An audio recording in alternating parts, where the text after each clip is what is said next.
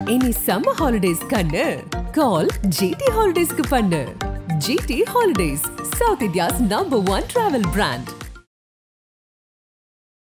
RSSல ஒரு கணக்கு போட்டிருக்காங்க. ஒரு மாசத்துக்கு முன்னாடி ஒரு சர்க்குலர் அனுப்பிச்சிருக்காங்க ஜேபி நட்டாக்கும் சந்தோஷிக்கும். என்னன்னா 230 240 மேல தாண்டாது. பிஜேபி மட்டும் வெறும் அவங்க என்டிஏ பத்தி கேர் பண்ணல. 300 இங்க தாண்டலையே சார். இந்த கனவுல 400ன்னு மோடி சொன்னாரு. மோடிக்கு ஆல்டர்னேட் தேட மக்கள் ஆள் பார்க்க தொடங்கிட்டாங்க. மோடிக்கு வந்து போர் அடிச்சு போச்சு. 10 வருஷம் ஆகி போச்சு. இந்த தேர்தலில் நீங்க கவனிக்கப்படக்கூடிய ஒரே ஆளு அகிலேஷ் யாதவ். மோடியோட எதிரி ராகுல் இல்ல. யூபியில சரிவு ஏற்பட காரணம் அகிலேஷ். இந்தி கூட்டணி வலு இல்லாம இருக்கும் பொழுதே இவ்வளவு இருக்கே. இந்தி கூட்டணி வலுவா இருந்து ராகுல் காந்தி தலைவர் பிரதமர்னு பண்ணியிருந்தாருன்னா ஆட்சியை பிடிச்சிருப்பாங்க. கோட்டை விட்டாங்க. சந்திரபாபு நாயுடு பிஜேபியை தாண்டி எதுவும் பண்ண மாட்டாருன்னு சொன்னீங்க. அப்படி இருக்கக்கூடிய சூழல்ல இந்தியா கூட்டணிக்கு ஆதரவு தெரிவித்தார். என்ன சார் நடக்கும்? சந்திரபாபு நாயுடு ஏன் கையில் வச்சுப்பாங்கன்னா, இந்த வாட்டி மோடி கூட்டணி ஆட்சியா தான் இருக்கு. கூட்டணி ஆட்சி தான் கண்டிப்பா. கூட்டணி ஆட்சி. மோடி பிரதமராக இருந்தா கூட கூட்டணி கட்சிகளுக்கு அதிகமான அளவு சீட் கொடுத்து அவங்களை சந்தோஷப்படுறது இந்த தடவை நடக்க போகுது. ஜி.கே. வாசன் மந்திரியாளராகலாம். ஆதன் தமிழ் நேயர்களுக்கு அன்பு வணக்கம். இன்று நம்மோடு மூத்த பத்திரிகையாளர் திருமிகு பிரகாஷம் சுவாமி அவர்கள் உள்ளார். வணக்கம் சுவாமி சார். குறிப்பாக எக்ஸிட் போல் ரிசல்ட் வந்து கிட்டத்தட்ட ஒரு 350+ எல்லா சேனலும் பிஜேபிக்கு கொடுத்துருந்தாங்க. ரியாலிட்டி பார்க்கும்போது அப்படி தெரியல. குறிப்பாக என்டிஏ கூட்டணி 295 இடத்துல வந்து லீட் எடுத்திருக்காங்க. இந்தியா கூட்டணி 231 இடத்துல 231 இடத்துல வந்து லீட் எடுத்திருக்காங்க. என்ன சார், நம்ம வந்து எக்ஸிட் போலுக்கும் ரியாலிட்டிக்கும் ஏகப்பட்ட மலைக்கு மடுவுக்குமான வித்தியாசமா இருக்கு. குறிப்பாக லாஸ்ட் டைம் வந்து பிஜேபிக்கு ஒரு மிகப்பெரிய வெற்றி. இங்கே கொஞ்சம் சறுக்கியிருக்காங்க போல. என்ன நடந்திருக்கு? உங்களுடைய அப்சர்வேஷன் என்னவா இருக்கு? நான் எக்ஸிட் போல்லாம் பேசும்போது அஸ்ட்ராலஜர் மோகன சுந்தரம் என் ஃப்ரெண்டு ஒருத்தர் இருக்காரு. அவர்கிட்ட கேட்டேன், என்னங்க நடக்கணும்? 230 240 என்னங்க அப்படி சொல்றீங்க? நீங்க வேணா கணக்கு பண்ணி பாருங்கன்னாரு. கரெக்டாக அவர் சொன்ன மாதிரியே வந்திருக்கு. பிஜேபி மட்டும். ஏன்னா இது இன்னொரு கணக்கு. RSSல ஒரு கணக்கு போட்டிருக்காங்க. போட்டு ஒரு மாசத்துக்கு முன்னாடி ஒரு சர்க்குலர் அனுப்பிச்சிருக்காங்க ஜேபி நட்டாக்கும் சந்தோஷிக்கும். என்னன்னா 230 240 மேல தாண்டாது. பிஜேபி மட்டும் வெறும் அவங்க என்டிஏ பத்தி கேர் பண்ணல. இது வந்து ஜாதக பிரகாரம் இவர் சொன்னது கரெக்டு. அவங்க சயின்டிஃபிக்காக சொல்லியிருக்காங்க. ஸோ ஜாதகமும் சயின்ஸும் ஒன்றா சேர்ந்துருக்கு. RSSல வந்து ஒரு ரிசர்ச் டீம் இருக்குது. எனக்கு தெரியும், நாக்பூரில் எல்லா விதமான டீமும் இருக்குது. ரிசர்ச் அவங்க சைலண்ட்டாக வந்துட்டு போவாங்க. யாருமே தெரியாது அவங்க யார் என்னன்னு. ரிசர்ச் அவங்க அனலைஸ் பண்ணுவாங்க. இந்தியா முழுக்க நடக்கிற விஷயங்கள்லாம் அந்த அனலைசிஸ் டீம் பண்ண ரிசல்ட்டு தான் இவங்க RSS கொடுத்த ரிசல்ட். RSS என்ன சொல்கிறது? இப்போ இன்னைக்கு காலையில் ஒரு முக்கியமான தலைவர்கிட்ட பேசிட்டு இருந்தேன். ரிசல்ட்டை வர ஆரம்பிச்சேன். RSS இந்த ரிசல்ட்டை கொடுத்து நட்டாவை கொஞ்சம் பார்த்து சரி பண்ணிக்கங்கன்னு சொன்னபோது நட்டா இன்னும் அது மோடிக்கும் அமித்ஷாவுக்கு அனுப்பப்படவில்லை. ஏன்னா இது இன்டர்னல் பார்ட்டி மேட்டர். இதெல்லாம் மோடிக்கும் அமித்ஷாவுக்கு போக வேண்டிய அவசியமே கிடையாது. அவர் பாஜக தலைவருக்கு போகும், அமித்ஷாவில் போகும், அவ்வளோ. அதுக்கு மேலே RSS ஒன்றும் பண்ணாது. RSS கொடுத்துட்டு விட்டுடுது. நமக்கு என்ன மொம்புன்னு அதில் எழுதியிருந்தாங்கன்னா இந்த தோல்வியை தவிர்த்திருக்கலாம்னு RSS லீடர் சொன்னார். இது என்ன காட்டுறதுன்னா, there is a disconnect between RSS and BJPன்னு காட்டுறது.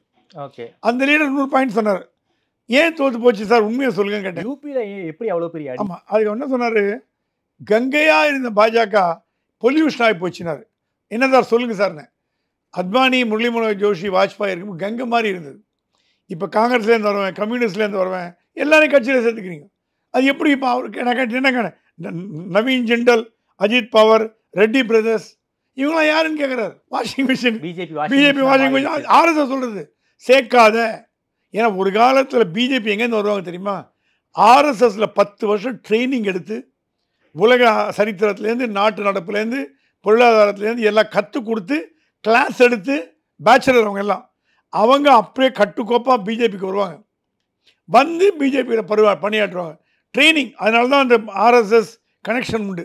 இப்போ வர கட்சியில் டிஎம்கேல ஏடிஎம்கேல வரவங்களாம் நாங்கள் காங்கிரஸ் சிபிஐ வரவங்களாம் RSS என்னன்னு தெரியாது, கிலோ என்னன்னு கேட்போம். டிஸ்கனெக்ட் ஆகி போனது காரணம் இதுதான். அதான் அவர் சொன்னார். ஓகே, அதாவது RSS சொன்னதை பிஜேபி கேட்கல, நாம எடுத்துக்கலாமா? கேட்கல, வேண்ட மாதிரி எடுக்காதீங்க. எதுக்கு உங்களுக்கு வெளியாளு? ஆப்கி ஃபார் 400 பார்னு மோடிலாம் சொன்னாரு. 300 இங்கே தாண்டலையே சார். இந்த கனவுல 400ன்னு மோடி சொன்னாரு. மோடிக்கு ஆல்டர்னேட் தேட மக்கள் ஆள் பார்க்க தொடங்கிட்டாங்க. ஓகே மோடி மோடிக்கு வந்து போர் அடிச்சு போச்சு. 10 வருஷம் ஆகி போச்சு. சரி 10 வருஷங்கிறது பெரிய லாங் டைம். எப்படி மன்மோகன் சிங் 10 வருஷம் இருந்தார். அப்போ கரெக்டாக மோடி அந்த இடத்த பிடிச்சாருன்னா ஆன்டி இன்கம்பன்சி வந்தது. இந்த வாட்டி மோடி வந்துடுவார். இந்த வாட்டி மோடி கஷ்டப்பட்டு பிரதமராக வந்துடுவார். 5 வருட ஆண்டு இருப்பார். 15 வருடம் நிறைவு பண்ணிட்டு ஓய்வு பெற்று போயிடுவார். அதுக்கப்புறம் ஆர்எஸ்எஸ் கொடுக்காது. ஆனால் இப்போ வந்து மோடியை மாற்றுவாங்கன்னு நான் நம்ப தயாராக. ஏன்னா ஆர்எஸ்எஸ் கொடுத்துரும், நீங்கள் முடிச்சிருங்க, உங்கள் டேர்மை முடிச்சுட்டு இடத்த காலி பண்ணுங்க. ஆனால் மெஜாரிட்டி கம்மியாக இருக்கே சார். லாஸ்ட் டைம் 303, இப்போ வந்து 295. அது கொஞ்சம் லாஸ்ட் டைம் பிஜேபியே ஒரு சிங்கிள் லார்ஜஸ்ட் பார்ட்டியாக அந்த மேஜிக்கல் நம்பரை தாண்டிட்டாங்க. இப்போ அதுக்கே கஷ்டப்படுற மாதிரியான நமக்கு வந்து தகவல் இருக்கு. மோடி இதை ஏற்றுப்பாரா என்ன? இல்லை, இது வந்து திஸ் இஸ் ரியாலிட்டி. நம்ம கனவு 400 இருக்கலாம், ஆனால் நீ கண்ணை திறந்து பார்த்தீங்கன்னா ரியாலிட்டி. ஆனால் ஆட்சி அமைக்கிற நிலையிலிருந்து பாஜக இன்னைக்கு தவறாது. பாஜக இவ்வளோ இடம் சரிக்கிருக்காங்க, இதுக்கு என்ன காரணம்? இல்லை, பாஜக வந்து பாஜக என்டிஏ கூட்டணி மத்திய அரசாங்கத்தில் ஆட்சி அமைக்கிற முயற்சியிலேருந்து விட்டு கொடுக்காது. சரி, என்டிஏட்ட கொடுத்துட்டு போகாது. எப்படியா ஆட்சி அமைக்கணும்னு பார்க்கும். கஷ்டப்பட்டு ஆட்சி அமைச்சிடும், கூட்டணி கிட்டணி வச்சு பண்ணிட்டு தான் அதுக்கப்புறம் கொஞ்சம் அதை ஸ்டெபிலைஸ் பண்ண பார்த்துக்கும். அப்புறம் இருக்கும் அங்கே நீங்கள் இங்கே இருக்கலாம். ஆனால் இந்தி கூட்டணி என்னதான் நீங்கள் வந்து கூட்டணி நம்பர் போட்டால் கூட அந்த மேஜிக் நம்பர் வரல. ஆனால் என்ன காட்டுறது, ஒருவேளை நிதிஷோ அல்லது வந்து சந்திரபாபு நாயுடுவோ இந்தியா கூட்டணிக்கு ஆதரவு தெரிவித்தால் என்ன நடக்கும்? அப்படி போட்டால் கூட கணக்கு வர மாட்டேங்குது. நீங்கள் என்னதான் கணக்கு போட்டால் கூட அந்த மேஜிக் நம்பர் எட்ட மாட்டேங்குது.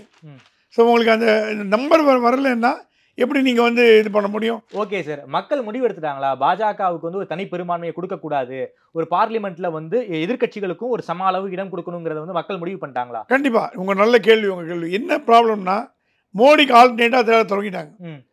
அது இந்தி கூட்டணி தான் இருந்தது. இந்தி கூட்டணி தலைவர் இல்லை. அவனை சரி யாராவது வந்துட்டு போட்டோம். இந்தி கூட்டணி வலு இல்லாமல் இருக்கும்பொழுதே இவ்வளோ இருக்கே. இந்தி கூட்டணி வலுவாக இருந்து ராகுல் காந்தி தலைவர் பிரதமர்னு பண்ணியிருந்தாருன்னா ஆட்சியை பிடிச்சிருப்பாங்க. கோட்டை விட்டாங்க. இந்தியா கூட்டணி தலைவர் இந்தியா கூட்டணி கோட்டை விட்டது. ராகுல் காந்தி லீடு எடுத்து நான் தான் அடுத்த பிரதமர் அப்படின்னு சொல்லி ஒரு சாரிஸ்மேட்டிக்காக ஒரு நடைபயணம் போனார் பாருங்க. அந்த மாதிரி கொஞ்சம் பண்ணி கொஞ்சம் ஆர்கனைஸ் பண்ணி ஒரு தலைமையை ஏற்று மல்லிகார்ஜுன கார்கே எல்லாம் எப்படிங்க தலைவராக பிரைம் மினிஸ்டர் மெட்டீரியலாக இருக்க முடியும்? அதெல்லாம் தலைவரை கட்சி தலைவரான சீதாராம் கேசரி மாதிரி போடுங்க, அதை பற்றி ப்ராப்ளம் இல்லை.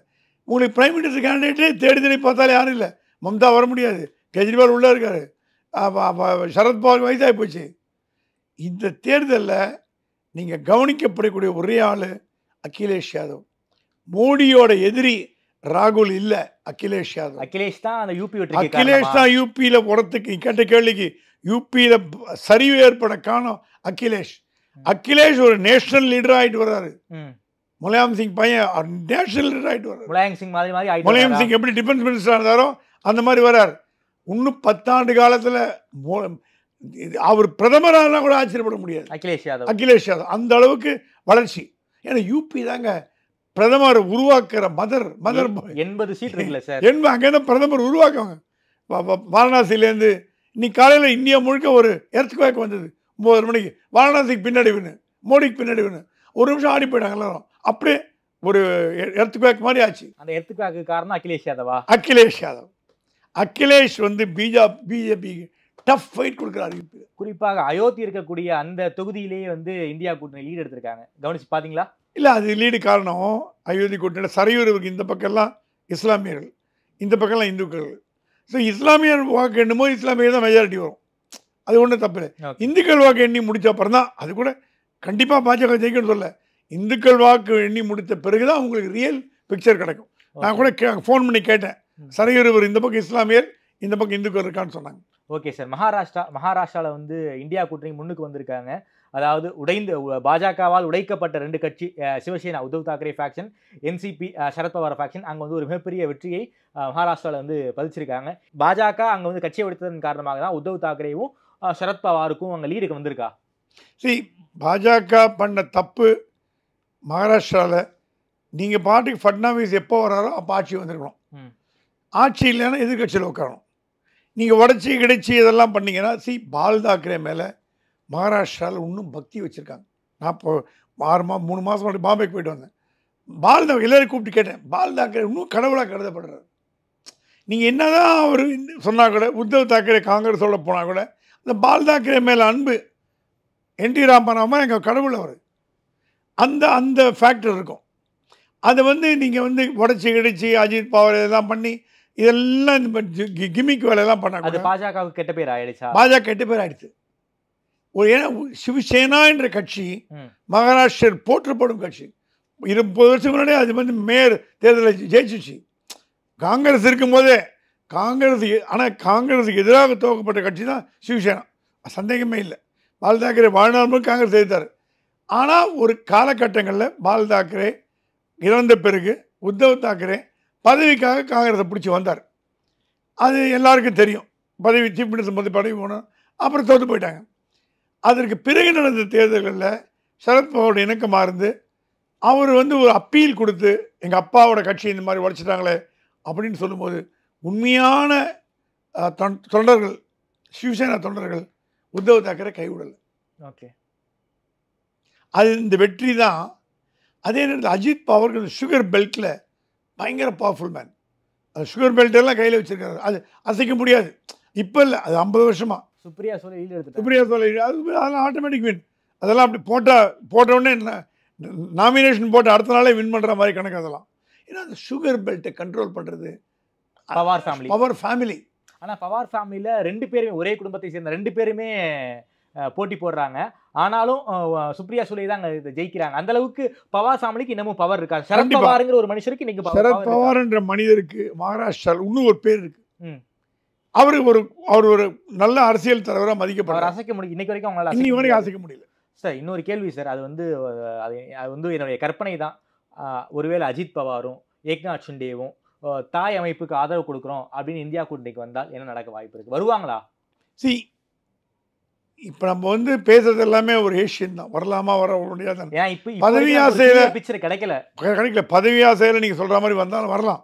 ஏன்னா எல்லாருக்கும் அரசியல்வாதிக்கு என்ன கூட்டி கழிச்சு பார்த்தீங்கன்னா பதவி தான். வேற எதுவும் அவங்க நோக்கம் கிடையாது. மக்கள் சேவை, மகேசன் சேவைலாம் பொழங்க ஒண்ணுமே கிடையாது. பவர் அவனுக்கு வேணும், பதவி வேணும். மந்திரி பதவி, பிரைம் மினிஸ்டர், கவர்னர், இதுதான் அது அரசியல்வாதியோட அல்டிமேட் எண்டு. அதுதான். ஸோ நீங்கள் சொல்கிற மாதிரி அவர் எல்லாம் இழுத்து போட்டார்னா உங்களுக்கு நான் deputy chief minister, prime minister, எனக்கு இந்தி கூட்டி என்ன வேணா பண்ணும். 10 வருஷத்துக்கு பதவியில் இல்லை, திருப்பி பதவியில் வரணும்னா என்ன தகுதித்தனம்னா பண்ண தயாராக இருக்கும். அப்போ எல்லா சந்திரபாபு நாயுடு, அஜித் பவார், ஏக்நாத் ஷிண்டே எல்லாரையும் உள்ள வளைச்சி போட்டு பாஜக பல தடவை பண்ணியிருக்காங்க. அந்த டெக்னிக்கை காங்கிரஸ் பண்ணிட்டுன்னா அப்போ வந்து பாரதிய ஜனதா கட்சி வேடிக்கை தான் பார்க்க முடியும். என்ன பண்ண முடியும்? மத்திய பிரதேசத்துல யார் ஆட்சிக்கு வந்தாங்க? காங்கிரஸ் ஆட்சிக்கு வந்தாங்க. ஆமா, எம்எல்ஏக்களை விலைக்கு வாங்கி அதுக்கப்புறம் வந்து பிஜேபி. ஆனா காங்கிரஸ் இந்த மாதிரி பண்ணிட்டு பாஜக கூட சொல்றது உரிமை போயிடும். காங்கிரஸ் அந்த மாதிரி பண்ணிட்டு வச்சுக்கோங்க. பாஜக நாளைக்கு பாரதிய ஜனதா கட்சி நீ குறையே சொல்ல முடியாது. நீ அதே தானே நீயும் பண்ணன்னு கேட்பான். அது காங்கிரஸ் பண்ணுமா? காங்கிரஸ் இந்தி கூட்டணி யார் கையில் இருக்குன்னு இப்ப தெரியல. ராகுல் காந்தி பிரஸ் மீட் வச்சிருக்காரு. சரத் பவார் வந்து சந்திரபாபு நாயுடுக்கு ஃபோன் பண்ணி பேசிட்டாங்க. மீட்டிங் போயிட்டு இருக்கு. இன்னைக்கு ஈவினிங் ராகுல் காந்தி, சித்தராமையா, ராகுல் காந்தியும் கார்கேயும் பிரஸ் பார்க்கறாங்க. என்ன பேச போறான்னு தெரியல. ஐ எம் ஹாப்பி ராகுல் Gandhi should take the lead. Okay, Hindi கூட்டணி தலைவராக வரணும், நல்லது. வந்தாருன்னா பிரைம் மினிஸ்டர் மெட்டீரியல். ஏன் தப்பி ஓடுறாருன்னு தெரியல. ஓகே, அவர் தலைமையில இந்தி கூட்டணி வந்திருந்ததுன்னா இவ்வளவு காங்கிரஸ் இந்தி கூட்டணி ஆட்சி அமைச்சிருக்கோம். ஓகே, இந்த லீடர் இல்லாதனால தான் ப்ராப்ளம். இந்த இடத்துல வந்து பாஜக மிஸ் பண்ணல, இந்த பிரதமர் பதவியை பாஜக மிஸ் பண்ணல, ராகுல் காந்தி தான் மிஸ் பண்ணாரு. ஓகே, இந்தி கூட்டணி ஸ்ட்ராங்கா இருந்தா பிரைம் மினிஸ்டர் ஆயிருப்பாரு. ஓகே சார், அதே போல நம்ம ஆந்திராவுக்கு வரலாம் சார். ஆந்திராவில் வந்து டிடிபி பிஜேபி கூட்டணி ஆட்சிக்கு வந்திருக்காங்க. அங்கே மாநிலத்தில் டிடிபி மெஜாரிட்டி ஆட்சியை பிடிச்சிட்டாரு சந்திரபாபு நாயுடு. அதே போல் ஒடிசாவில் வந்து பிஜேபி பிடிக்க போகிறாங்க, மெஜாரிட்டி வந்து அவங்களுக்கு தான் இருக்குது. ஆந்திராவை பொறுத்த வரைக்கும் இந்த ரிசல்ட் நீங்கள் எப்படி பார்க்குறீங்க? ஜெகன் மீதான அதிருப்தி தான் டிடிபிக்கு மக்கள் ஓட்டு போட்டிருக்காங்களா? கண்டிப்பாக ஜெகன் வந்து ஒன்றுமே பண்ணலன்னு ஃபீல் பண்ணுறாங்க. ஜெகன் வந்து எந்த நல்ல காரியமும் பண்ணல. அவருக்கு 5 வருடம் கொடுத்து வேஸ்ட்டோன்னு ஜனங்க ஃபீல் பண்ணிட்டாங்க. சந்திரபாபு நாயுடு என்ன இருந்தாலும் எக்கனாமிக்கலி ஹைதராபாத்தை நல்லா டெவலப் பண்ணார். ஓகே, ஐடி சிட்டி பண்ணார். அவர் மேலே இந்த மெயின் ப்ராப்ளமே வில்லேஜை விட்டு சிட்டியே சைபர் சிட்டி அப்படின்னு பண்ணியிருந்தான்ற ஒரு கோபமே தவிர எல்லா அரசியல்வாதியும் பண்ணுற ஊழலாம் உண்டு. அதெல்லாம் மைனஸ் பண்ணி பார்த்தா இது குட் அட்மினிஸ்ட்ரேட்டர், நல்ல ஒரு சிறந்த நிர்வாகி, பில்கேட்ஸோட நெருங்கிய நண்பர். அதனால தான் ஹைதராபாத் எல்லாம் கொண்டாந்தார். ஹைதராபாத் ஐடி ஹப் ஆனதுக்கு காரணமே சந்திரபாபு நாயுடு, யாரும் மறுக்க முடியாது. அவரும் அரசியல் தலைவர். அவர் ஜெயிலில் போட்டு கைது பண்ணது ஒரு பெரிய கைது பண்ணது மாபெரும் தப்பு. தேர்தல் முன்னாடி கைது பண்ணக்கூடாது. இது தமிழ்நாட்டில் தான் ஜெயலலிதா கைது பண்ணி, கருணாநிதி கைது பண்ணி தோற்று போனாங்க. அந்த மாதிரி அரசியல் கைது பழிவாங்க நடக்கணும் மக்கள் பார்த்துட்டே இருப்பாங்க. அவன் என்ன பண்ணாலும் ஏன் ஜெயிலில் போட்டீங்க? ஜெயிலில் போட்ட சிம்பத்தி வந்துடும். ஆட்டோ சங்கருக்கு சிம்பத்தி வந்தது, அயோத்திக்கு போய் சிம்பத்தி வந்தது. அப்படி அரசியல் வந்து சிம்பத்தி வராமல் இருக்குமா? ஐயோ பாவம் ஜெயிலில் போட்டாங்க சார். செந்தில் பாலாஜி எவ்வளோ பேர் சொல்கிறாங்க, செந்தில் பாலாஜி ஒரு வருஷம் கஷ்டப்படுறாரு தான் இல்லைன்னு சொல்ல. ஆனாலும் அந்த சிம்பத்தி வரும். அந்த சிம்பத்தி சந்திரபாபு நாயுடு வந்தது. ஆந்திராவில் misrule, bad administration, very very very poor administration. அந்த புவர் அட்மினிஸ்ட்ரேஷன் கோவத்தில் போட்டு சந்திரபாபு நாயுடு குத்தி விட்டு பிஜேபி ஜெயிக்க வச்சிட்டாங்க. ஆனால் அட்மினிஸ்ட்ரேஷன் விஷயத்தில் பார்த்தீங்கன்னா ஜெகன்மோகன் ரெட்டியை விட சந்திரபாபு நாயுடு திறமையான நிர்வாகி, அதில் ஒன்றும் டவுட் கிடையாது. ஆனால் இவர் பிஜேபியோட இணக்கமாக போய் ஆந்திராவை டெவலப் பண்ணார்னா நல்ல ஒரு எதிர்காலம். லாஸ்ட் இன்டர்வியூல ஒரு வார்த்தை சொன்னீங்க, சந்திரபாபு நாயுடு பிஜேபியை தாண்டி எதுவும் பண்ண மாட்டாருன்னு சொன்னீங்க. இப்போ லீட் எடுத்து ஜெயிச்சிட்டாங்க, பாஜக தாங்க கம்மியான இடங்களை தான் ஜெயிச்சிருக்காங்க. அப்படி இருக்கக்கூடிய சூழலில் இந்தியா கூட்டணிக்கு ஆதரவு தெரிவித்தால் என்ன சார் நடக்கும்? சந்திரபாபு நாயுடு ஏன் கையில் வச்சுப்பாங்கன்னா, போன சட்டசபை தேர்தல் தோற்று போனவொடனே கைவிட்டு போயிட்டார், என்டிஏ விட்டு போயிட்டார் அவர். அப்புறம் அப்படி சுற்றி கிட்டி பார்த்தா தோற்று போனால் திருப்பி வந்து விட்டார். அவங்களுக்கு ஆந்திரா தெலுங்கானாலெல்லாம் பாரதிய ஜனதா கட்சி பெருசாக வளரல, மாநில கட்சிகள் தான் பவரில் இருக்காங்க. கேரளாலையும் ஒன்றும் பண்ண முடியல. கேரளா, தெலுங்கானா, ஆந்திரா, கர்நாடகாவில் ஓரளவுக்கு பிஜேபி வளர்ந்துருக்கு, ஆட்சி பிடிக்க அளவுக்கு வளர்ந்துருக்கு. அடுத்த ஆல்டர்னேட்டிவ் இவங்க தான் வந்திருக்கு. அந்த மாதிரி தெலுங்கானா, ஆந்திராவில் வளரல. ஸோ உங்களுக்கு ஏதாவது கட்சிகளில் முதுகில் ரைட் பண்ண தான் முடியும். அதுக்கு வந்து சந்திரபாபு நாயுடு ஓகே பண்ணிக்கிறார். ஏன்னா அவர் இப்போ என்ன பண்ண போகிறாங்க, டிடிபிக்கு 2 யூனியன் மினிஸ்டர் கொடுப்பாங்க கூட்டணியில். இந்த வாட்டி மோடி கூட்டணி ஆட்சியாக தான் இருக்கு. கூட்டணி ஆட்சி தான் கண்டிப்பாக கூட்டணி ஆட்சி. மோடி பிரதமராக இருந்தால் கூட கூட்டணி கட்சிகளுக்கு அதிகமான அளவு சீட் கொடுத்து அவங்கள சந்தோஷப்படுறது இந்த தடவை நடக்க போகுது. ஜிகே வாசனெலாம் மந்திரியானாலாம். ஏன்னா கூட்டணி கட்சி எல்லாரும் கொடுக்கணும். அப்போ டிடிபிக்கெல்லாம் கொடுத்து எல்லாரையும் சந்தோஷப்படுத்தி பாஜக வச்சு பெரிய ஒரு ஓம்னி பஸ் கேபினெட்டாக பண்ண வாய்ப்பு உண்டு. ஓகே, கூட்டணி ஆட்சி பாஜக ஆட்சி அமைத்தால் கூட்டணி ஆட்சியாக தான் இருக்கு. கண்டிப்பாக எல்லாருக்கும் சீட் கொடுத்து பண்ணுவோம். ஏன்னா இப்போ என்ன ஆகும், ஆர்எஸ்எஸ் கை எடுத்துரும். ஓகே, ஆர்எஸ்எஸ் வந்து இனிமேல் நாங்கள் சொல்கிறத நீ கேட்கணுன்ற லெவலுக்கு இப்போ இன்னைக்கோ நாளைக்கோ ஆர்எஸ்எஸ் தலைவர் வில் மீட் வித் நட்டா. நட்டாவை கூப்பிடுவாங்க, சம்மன் பண்ணுவாங்க. இவர் மோகன் பகவத் போக மாட்டார், வா அப்படிம்பாங்க. நட்டா வந்தோடனே உட்கார வச்சு ட்ரெஸ்ஸிங் டவுன் ட்ரில் பண்ணி எடுத்துகிட்டு இன்னும் கட்சியை எப்படி நடத்துறீங்க, ஏன்னா நட்டா பதவி முடியாது எப்படியுமே. இருந்தாலும் அவர் பொறுப்பு தலைவர். ட்ரெஸ்ஸிங் டவுன் பண்ணிவிட்டு இந்த மாதிரி கட்சி நடத்துங்கன்னா காலி, இப்படியா கட்சி நடத்துவீங்க, இன்னும் என்ன பண்ணீங்க 10 வருஷமா, அது கேட்க வேண்டிய கேள்வி. அதெல்லாம் நட்டா தான் ஆன்சரபிள், மோகன் பகவத் ஆன்சரபிள் நட்டா தான். ட்ரெஸ்ஸிங் டவுன் கொடுத்துட்டு இந்த மாதிரி ஃபாலோ பண்ணுங்க, ஒரு பேப்பர் தூக்கி கொடுப்பாங்க, இதெல்லாம் ஃபாலோ பண்ணுங்க, போய் சொல்லுங்கள் உங்கள் ஆள்கிட்ட அப்படின்னு கம்யூனிகேட் பண்ணிடுவாங்க. அந்த கம்யூனிகேஷன் எடுத்து பாஜக எப்படி யார் மந்திரி சபையில் யார் என்ன போன வாட்டி ரவிசங்கர் பிரசாத், பிரகாஷ் ஜவடேக்கர்லாம் இல்லை, அவங்களெல்லாம் உள்ளே கொண்டு வருவாங்க. ஸோ இந்த வாட்டி ஒரு பெரிய ஒரு நல்ல கேபினெட்டாக எல்லாரையும் வளைச்சி போடுற, இப்போ தேஜஸ்வி சூர்யாவிலேருந்து எல்லாரையும் வளைச்சி போடுற கேபினெட்டாக இருக்கும். அதில் டிடிபிலாம் இருந்ததுன்னா அவங்கள கண்ட்ரோல், அதே நேரத்தில் ஆந்திராவில் வந்து மோடி ஒரு கண்ட்ரோல் வைக்கிற மாதிரி ஏதாவது ஒரு துணை முதலமைச்சர் இல்லை ஏதாவது ஒரு ஸ்பீக்கர் இல்லை ஏதாவது ஒரு அட்மினிஸ்ட்ரேஷனில் ஒரு கண்ட்ரோல் வைப்பார். ஓகே, அதாவது இப்போ நீங்கள் சொல்லுவதை பார்த்தா ஆர்எஸ்எஸ் டேக் ஓவர் பண்ண வாய்ப்பு இருக்குது. அதே போல் கூட்டணி ஆட்சி தான் அமையும்.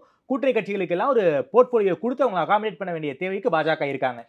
ஆர்எஸ்எஸ் வந்து கண்டிப்பாக கையில் எடுக்கும். ஏன்னா அவங்க வந்து நாளைக்கு என்ன பொறுப்பு வந்தாலும் அந்த பொறுப்பு ஆர்எஸ்எஸ் தான் இருக்குது. ஓகே, அந்த ஃபைனல் ரிசல்ட், அந்த outcome of anything RSS responsible. Okay okay, அதனால் அவங்க என்ன பண்ணுவாங்க, சரி அவங்ககிட்ட எப்போ பணம் போட வர விட்டுருவாங்க, கடிவாளம் பண்ண மாட்டாங்க. எங்கே போறிய போய் மோதிக்கோ, அப்புறம் வா, அப்புறம் அடிபட்டு வந்து உட்கார வச்சு புத்திமதி சொல்லுவாங்க.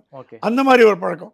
ஸோ இப்போ வந்து என்ன பண்ணுவாங்க, இந்த மந்திரி சபை அமைப்பதில் ஆர்எஸ்எஸ் பங்கு அதிகமாக இருக்கும் அப்படின்று டெல்லியிலேருந்து ஒரு ஆர்எஸ்எஸ் தலைவர் என்கிட்ட பேசினார். இப்போ ஒரு 1/2 hour முன்னாடி அவர் சொன்னார், நாங்கள் முடிவு பண்ண போகிறோம், மோடிக்கு சே கிடையாது. சமீபத்தில் ஒரு முக்கியமான மத்திய அமைச்சர் ஒருத்தவர் ஆர்எஸ்எஸ் எங்களுக்கு தேவையில்லை, அவங்க தாண்டி நாங்கள் வளர்ந்துட்டோம் அப்படின்னு வந்து ஆர்எஸ்எஸ்ஸே ஒரு கொச்சைப்படுத்தும் அளவுக்கு ஒருத்தர் பேசியிருக்காரு. அந்த கோவமெல்லாம் இருக்கும் போல இருக்கு ஆர்எஸ்எஸ்க்கு. இதனால தான் ஆர்எஸ்எஸ் சொல்கிறதான் மற்ற கட்சிக்காரர்கள் எடுக்காதீங்க. ஓகே, ஏன்னா ஒரு ஆர்எஸ்எஸ்லேருந்து வந்த தலைவர் இந்த மாதிரி பேச மாட்டாங்க. நிதின் கட்கரியோ பிரகாஷ் ஜவடேக்கரோ ரவிசங்கர் பிரசாதோ இந்த மாதிரி பேச மாட்டாங்க. அருண் ஜேட்லி, சுஷ்மா ஸ்வராஜ், ஏன்னா ஆர்எஸ்எஸ்ஸால் வளர்க்கப்பட்டவர்கள். இப்போ சொன்னேன் காவேரி வந்து கூவம் மாறி போச்சுன்னு, இந்த வெளியே ஆள்னு அடிக்கிறீங்க பாருங்க, அவன் தான் ஆர்எஸ்எஸ் மதிக்க மாட்டான். இப்போ தமிழ்நாட்டில் வந்து பல தலைவர் இருக்காங்க, அவங்க ஆர்எஸ்எஸ் என்னென்னு தெரியாது, செட்பட்டுக்கு போக மாட்டாங்க, டிஸ்கனெக்டு. அதை தான் ஆர்எஸ்எஸ் சொல்கிறதான். இந்த பிரச்சனை தான் உங்களுக்கு. நீ கட்சி வளர்க்குறேன்னு எல்லாரும் உள்ளே போட்டு ஆம்னி பஸ் மாதிரி வச்சு கட்சியை கெடுத்துட்டீங்களே அப்படின்ற கோவம் தான் மோகன் பகவத்துக்கு இருக்குது. இப்போ இருக்கிற ஒட்டுமொத்த அதிகாரத்தையும் பிஜேபி கிட்ட இருந்து ஆர்எஸ்எஸ் டேக் ஓவர் பண்ணிப்பாங்க. கேபினெட் முடிவு பண்ணுறது ஆர்எஸ்எஸ் தான். ஓகே, யார் இருக்கணும். இத்தனை நாளாக நிதின் கட்கரி ஓரம் கட்டி வச்சுங்க. நிதின் கட்கரி இது ஆர்எஸ்எஸ் மேன். ஆமாம், அவர் ஓரம் கட்டி வச்சுங்க. பிரதமர் அவர் ஒரு 3 வருஷமாக பேசிக்கிறதே இல்லைன்னு வேறு சொல்கிறாங்க. ஆமாம், எவ்வளோ தூரம் உண்மைன்னு தெரியல. ஆர்எஸ்எஸ் சொல்லும், நிதின் கட்கரி துணை பிரதமராக போடு, ஹோம் மினிஸ்ட்ரி கொடு, முடிவு கையில் எடுத்துரும். ஒரு செக் அண்ட் பேலன்ஸ் இருக்கணும்னு செக் அண்ட் பேலன்ஸ். ஏன்னா பாஜகவோட வளர்ச்சியும் வீழ்ச்சியும் அது பொறுப்பு வந்து ஆர்எஸ்எஸ் தான். ஓகே, தட்டி கழிக்க முடியாது. அவர் சொல்லிட்டாரு, நாங்கள் தான் கண்ட்ரோல், பிஜேபி எங்களுக்கு அடங்கி தான் இருக்கணும். BJP is part of RSS. BJP தனித்துவம் என்று சுயம்புவா இல்லை, எங்களேருந்து போனதான் எங்கள் கண்ட்ரோலு. லகான் எங்கள் கையில், அவர் சொன்னார் லகான் எங்கள் கையில் தான் இருக்குது, நாங்கள் இழுத்தா லகான் வரணும். Modi was RSS choice 2014. 19 RSS choice, 24 RSS choice. இப்போ 24ஓட மோடியோட ஆர்எஸ்எஸ் சாய்ஸ் முடிஞ்சு போடும். அடுத்த பாராளுமன்ற தேர்தலில் புது பிரதமர் தேர்ந்தெடுக்க வாய்ப்பு உண்டு. ஓகே சார், ஒடிசா ரிசல்ட்ஸ் எப்படி பார்க்குறீங்க? அங்கே வந்து குறிப்பாக பிரச்சாரமே ஒரு மிக காரசாரமாக இருந்துச்சு. விகே பாண்டியனை முன்னிறுத்தி பாஜக பிரச்சாரம் பண்ணியிருக்காங்க.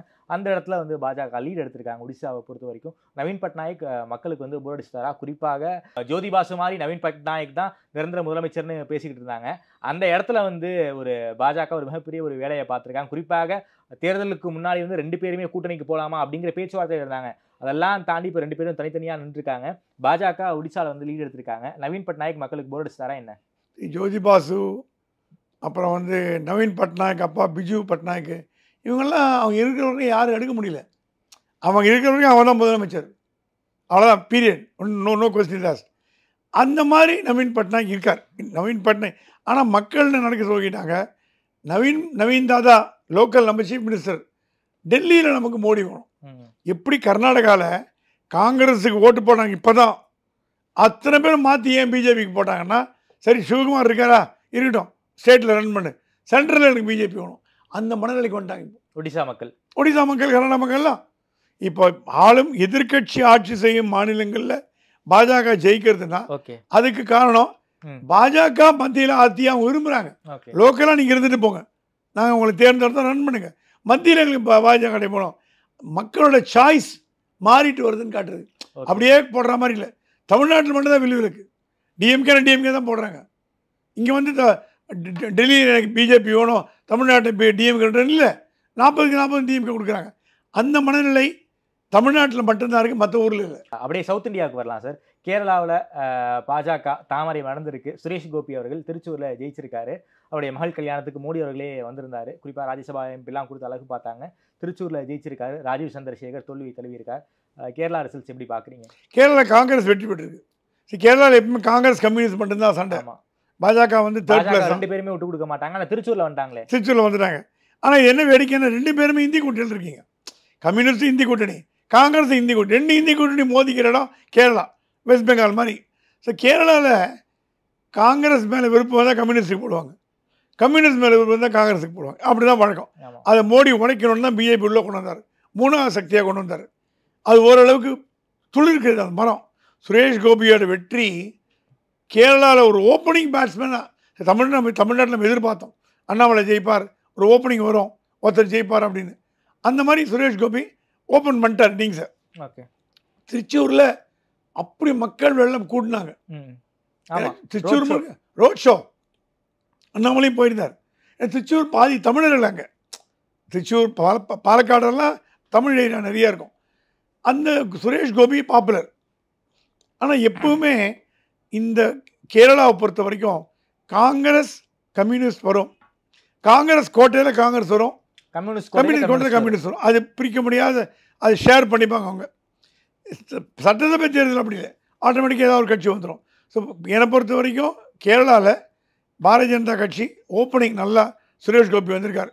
சரி, ராஜீவ் சந்திரசேகர் சொத்து போது எதிர்பார்க்குறோம். ஏன்னா சசி தரூர் பிரபலமான முகம், ஐக்கிய நாடுகள் சபையின் துணை செயலாளராக இருந்தார், யுஎன் அண்டர் செக்ரட்டரி ஜெனரல், ஐக்கிய நாடு சர்வதேச லெவலில் புகழ்பெற்றவர்.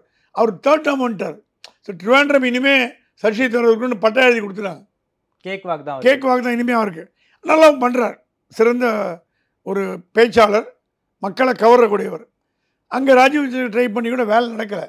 ஆனால் இது கேரளா என்ன காட்டுறதுன்னா, காங்கிரஸ் கம்யூனிஸ்ட் இருந்து கூட பாரதிய ஜனதா கட்சி அங்கே உள்ள ஒரு என்ட்ரி பாயிண்டாக இருக்கு. ஓகே சார், கடைசி கேள்வி, தமிழ்நாடு ரிசல்ட்ஸ் குறிப்பாக கிட்டத்தட்ட 38 தொகுதிகளில் திமுக முன்னாடி இருந்தாங்க.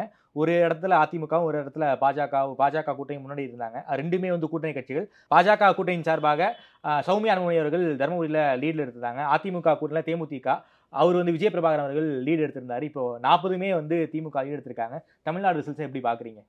சூப்பர். 40-40ங்கிறது கலைஞராலே பண்ண முடியல. அவன் அப்பாவோட ரெக்கார்டை பீட் பண்ணிட்டீங்க. வாழ்த்துக்கள். இந்த மாதிரி நினச்சி கூட எல்லா எக்ஸிட் போலையும் பொய்யாக்கிட்டார் ஸ்டாலின். நீங்கள் சட்டசபை தேர்தலில் அவருக்கு பிரசாந்த் கிஷோர் சொல்லி தான் அவர் எல்லாம் வின் பண்ணாங்க, அது பண்ணாங்க, இது பண்ணாங்க அப்படின்னு சொன்னாங்க. இந்த தேர்தலில் பிரசாந்த் கிஷோர் இல்லாமல் 40 வாங்கிட்டாரு. ஆனால் ஸ்டாலின் பண்ண ஒரு நல்ல யுக்தி, கூட்டணியை பலமாக வச்சார். 40 தொகுதியில் திமுக போட்டு போட்டு என்ன இருக்கும்? நிக்கால யாரை கேட்டாங்க, 40 திமுக போட்டு தான் என்ன இருக்கும்? வந்திருக்கும், 30 வந்திருக்கும், 35 வந்திருக்கும், வந்தாமல் இருந்திருக்கலாம்.